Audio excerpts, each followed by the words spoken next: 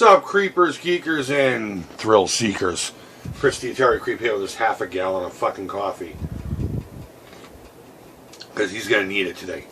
Well, I'm off of work today, as I was Thursday and Friday, because of some stupid bullshit. We have to wear lab coats in a clean room, and they ran out of my size, my 2Xs. And for the past 3 days, they haven't had any, so I can't work. So I have a 2600 6-switcher here, and I need to adjust a few things on it. And you know what? I'm thinking to myself, you know, this is something that everybody who wants to get into Atari should know. It's real simple to do as long as you're safe, and it can improve the video quality, and that's what we're going to focus on here today a great deal. So, without further ado, let me run the intro, and then we'll get right to it.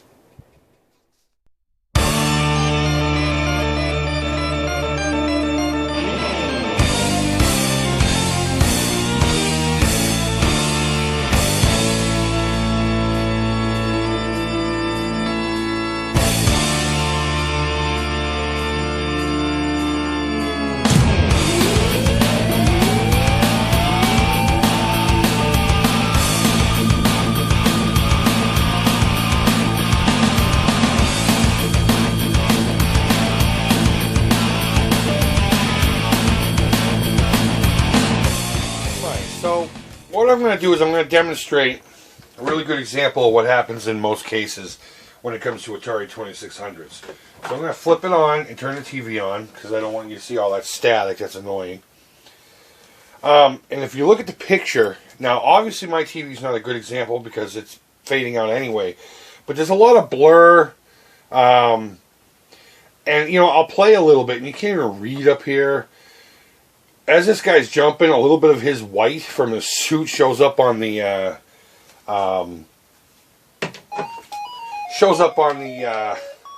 rope.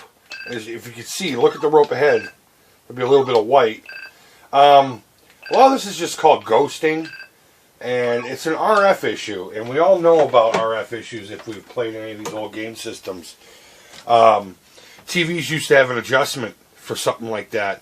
As well as these do on the inside. So I'm going to show you how to get the best clear picture from your Atari, especially for a semi-modern TV. This is an older TV, but you get the picture. Now, if you're on an old CRT and a big tube TV, doing this, the picture will come through perfectly, so long as your TV is, you know, functioning properly and all. So let me pop the Atari open. And I'll show you what to do inside, and then afterwards I'll just show you some of the other little things that I use. What we have here is just your typical 6-switch Woody, nothing too fancy. We're going to take the top off here, and where you're going to be focusing here is the 6 screws that you have to take off.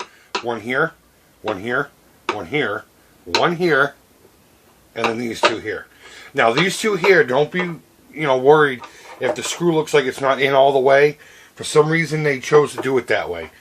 It will stick out maybe about that much after you tighten it. Don't over tighten these when you put it back together, or else you'll snap the board. And these 2 screws actually adhere to the control panel, which is removable. The 2 optional screws are right here, and this is what's holding the RF shielding and the motherboard down to the plastic so it doesn't move around inside. I like to leave those on there for now unless I actually have to get into the board. I'm hoping we're not. I haven't opened this one yet, so you're going to see it for the first time as well as I.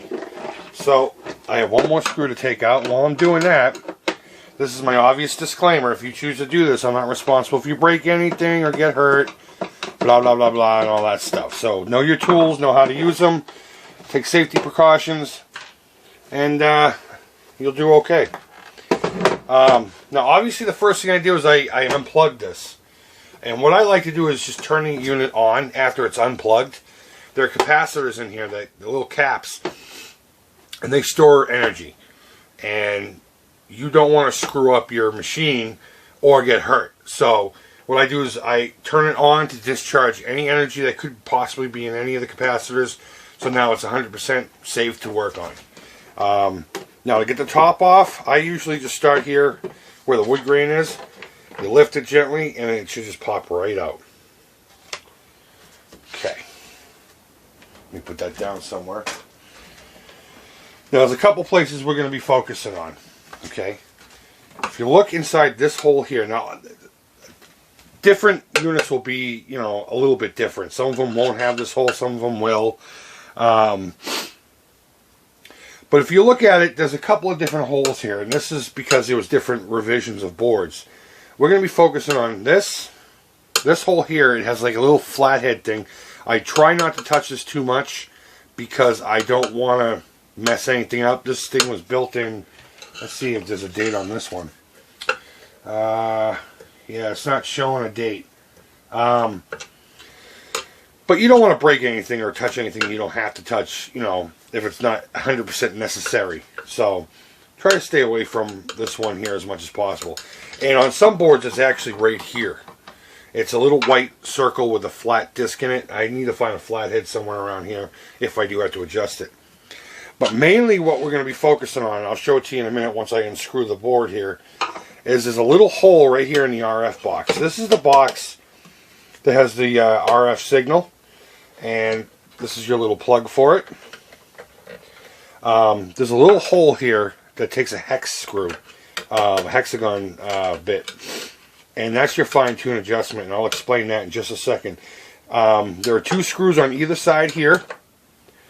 I'm going to remove those real quick so I can get this board up and over, and then we'll continue from there. Alright, so I've removed the 2 screws, and you're going to notice that they're a little smaller than the regular ones.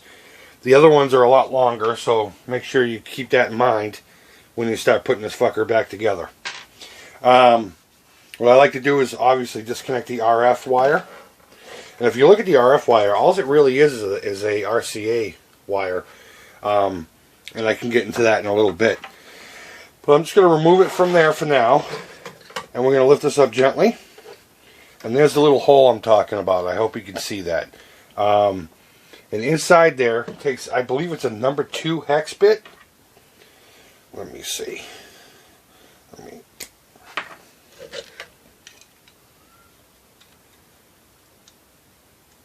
Yep. And I don't have a small enough one. That's awesome. But it takes a number 2. And we'll get that going in a few seconds. So the next thing we got to do is we got to put this back together.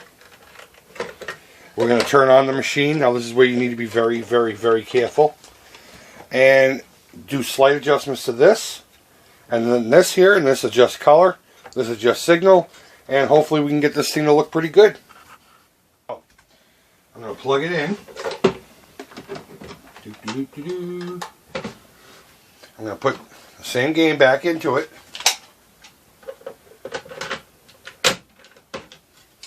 Turn it on. Alright, let's see what we got here.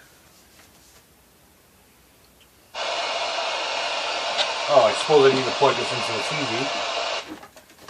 There we go. So we got a bit of a blurry picture going on here. So let me get my hex bit. Lift this up gently. And what I'm going to do is I'm going to turn it just slightly, left and right.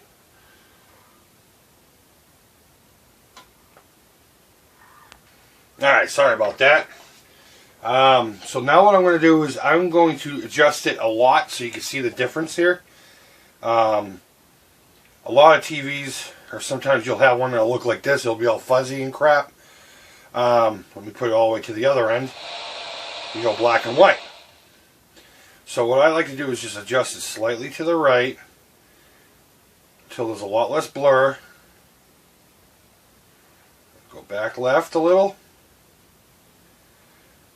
And there we go. So I'm going to take our head screw out. Now I'm going to very gently adjust the color. And hopefully that'll complete everything that we need. Now that's that little hole in the metal shielding.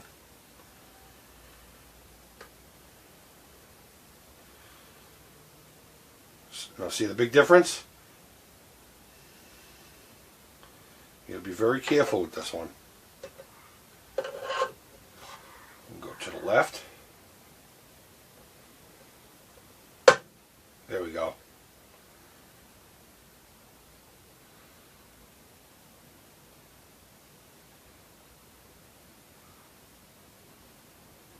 Bam. Now this is going to look a little blurry up here still, only because my TV sucks. But if we had a tube TV, everything would be groovy. And that's pretty much it. That's all you really got to do. Just make sure this switch is working. There we go. And now I'm going to show you some other. After you've done that, have yourself a coffee break. That's yummy. Alright, and this is the last thing I like to do. Now, mind you, I have disconnected it from power, and I discharged any power that's inside these capacitors. I like to unplug the RF cable and get a piece of sandpaper, very high grit, and just very gently hit the tip of it, and then the shaft itself. Be careful not to put too much pressure on this, because these are delicate and will break. And I know you can't see that here, but it's actually getting shinier, and that'll make for a much better connection. Again, if you remember from my video, this whole controller, whenever you have a connection like this, there's always electricity passing through, whether it's small or not, and it builds up carbon. It's the same thing with the pins in here, or in any other game system that takes cartridges. And you just want to clean it out, blow it off. Yes, I'm not wearing my hat right now. Put it back in, and do it to the other side too that sticks into the TV. And that one should be easier because it's all sticking out. But you just want to basically, you'll see there's like this black stuff on it. Just very gently bring it back to a silver state. Get the tip. Don't forget the tip. Everyone loves just the tip. That was dirty. Okay, and that's it. That's everything the Creep does. So what I'm going to do is I'm going to pop the top back on to show you two more things, and that is it. I'm not going to screw it back together yet because you know how to do that. But I do want this black thing for reference. Okay. Now, when you connect one of these to a television, this is what we used to use when I was a young kid. Okay. Ooh, I'm going to break shit. This plugs into here. And then actually, and if you look real closely, see these two forks? That actually would screw into a thing in the back of the TV. But then as they took away those antenna screws, they started using coaxial. So you had to get a stupid little adapter like this. And every time you step down, you lose, quality of picture. Now, RF ain't the greatest at all to begin with. These things start failing.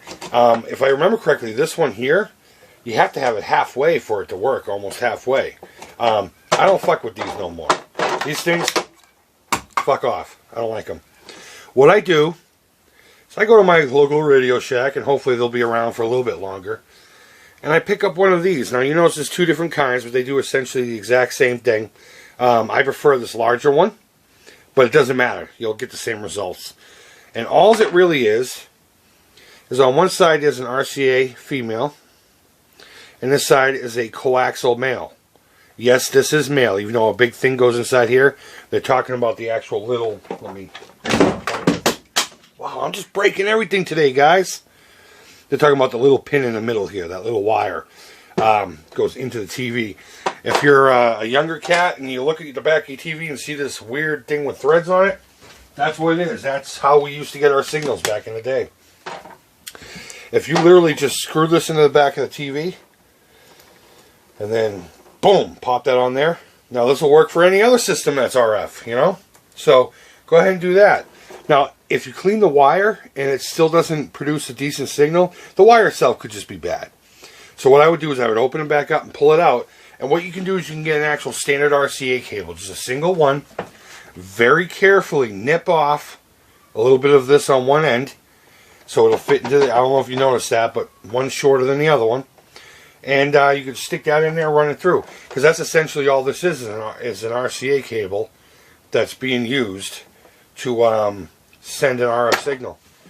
And that's pretty much it, guys. That's all the Creep does, on top of I'm going to clean the case and everything now too.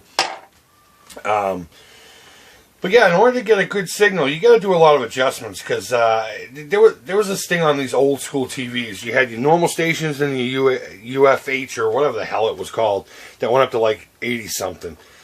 But there would always be this weird little pot in there that you could turn. That was to adjust the picture. If you turn to a channel and it was doing this weird jumpy thing, you could, or it was staticky, you could just adjust it. We don't have that anymore, so that's what we did internally here. So I hope this was helpful, guys. I know while I was doing it, I wasn't really very communicative, and I kind of screwed up a few times, but you get the gist of it. And I feel that everyone who has an Atari needs to know how to do that. When you open up yours, depending on a 4-switch, 6-switch, or whatever, it's going to vary. Like I said, the color adjustment thing will be on the outside of the RF in some of them, and you won't have to guess on where your screwdriver is when you stick it into that box. So guys, I hope you try this out and get the best picture possible from your Atari. And these things are built to last. They really were. And you can still get many, many years of enjoyment out of them. You just got to know how to maintain them and stuff. So that is it for this video, guys.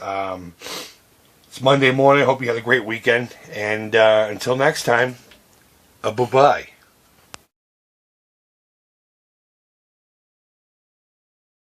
By the way, I started working on the bike seriously this weekend. I cut it up. I'm going to extend that swing arm about 6 inches. I'm going to start building the rear structure. I thought you guys would be interested in seeing that. It's not a complete dormant project, so I can do little things here and there. Alright guys, bye-bye.